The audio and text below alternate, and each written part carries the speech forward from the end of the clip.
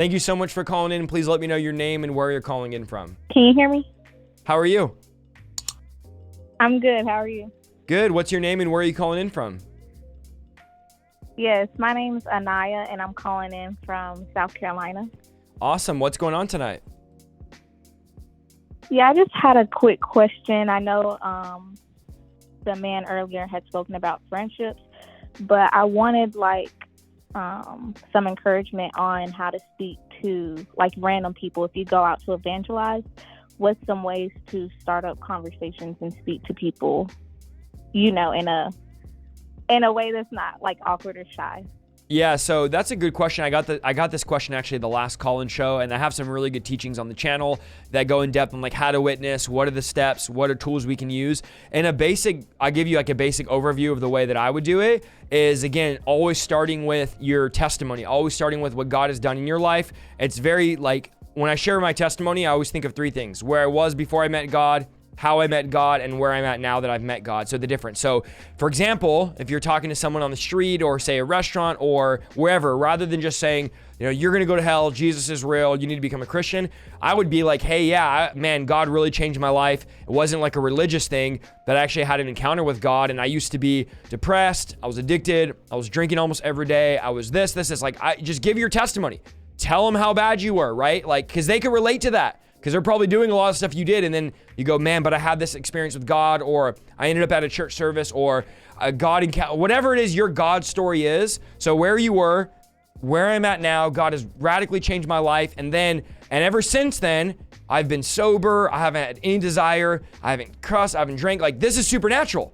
Only God could have done this, because I was every day doing this. I used to feel like I had no purpose. I didn't want to get out of bed. I would lay in bed going, there has to be more to life than this. And have you ever felt that way? And just engaging with them, that's one way, right? Sharing the testimony, not being super religious, not being overly, oh, this is what, you're doing wrong, you need, but just sharing your story. And then the other side is asking them a question, right? You could literally just approach them with, how do you feel about God? What do you think about God? What are your thoughts on God? And then they'll begin to tell you everything you need to know about them. And then you can go in with a strategy of, this is what I need to talk to them about, right? Sometimes we want to talk, and we don't allow them to actually talk back or tell us what they're going through. And if you just ask somebody, how are you doing? What have you been going through? Is there anything I can pray for you about? You'd be surprised if you ask somebody, hey, do you need prayer for anything?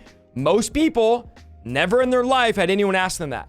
I lived 19 years and no one ever once outside of my family said, do you need prayer for anything?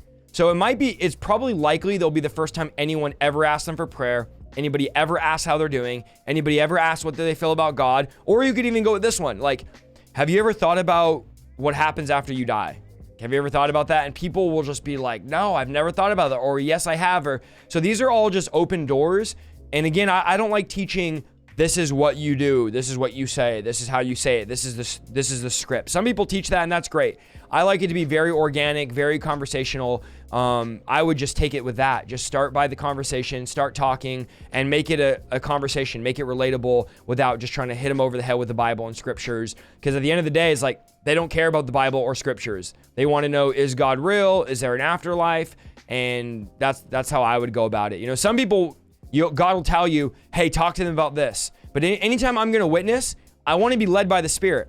Lord, what do you want to say to this person? You can literally ask God that. Lord, what do you want to say to this person? Lord, what direction should I go with this? Should I talk about hell? Should I talk about heaven? Should I talk about the afterlife? Should I talk about depression, anxiety? Should I tell them about deliverance? Should we talk about the supernatural? And the Lord will give you strategy on what that person needs to hear and how to reach them with the gospel and how to present the story of Jesus, the resurrection, all of those things. We should all know the basics of sharing our faith, but at the end of the day, each person, God will give you a certain way to talk to them. Just like in the Bible, each person needed something a little bit different when the gospel is presented to them. Does that help at all? Thank you. Yeah, it helps a lot, actually. It gives me more confidence, just to walk up to people, or if I'm in a restaurant, just asking them a question like that.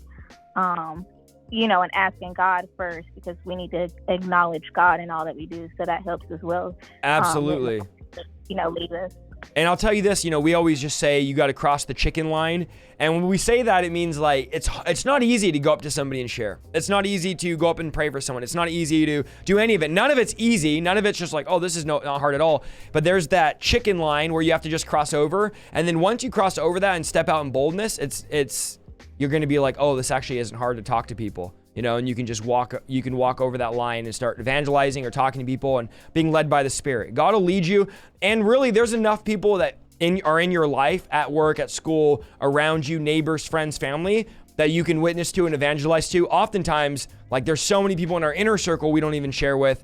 That's good practice and a good way to talk to people. Someone said, what's the chicken line? The chicken line is that line of like, oh, I got to step over this because I'm afraid of approaching. I'm afraid of praying. I'm afraid of sharing. You got to cross over that chicken line of being afraid, and God will give you the rest and give you the tools and give you the boldness. Definitely. And that's something I wanted to start as well is I felt like God wanted me to start witnessing, and evangelizing to my family because, I don't want them to go to hell. So I'm going to start with them, and that'll be good practice, like you said. So thank you. Awesome. Praise the Lord. Thanks so much for calling in. Thank you. Have a good night. All right. God bless. Have a good night. Great question. I have good videos on the channel on this where I go a whole hour about sharing your faith, testimonies, and how to evangelize and stuff like that. It's definitely not easy, but we can do it. We can do it.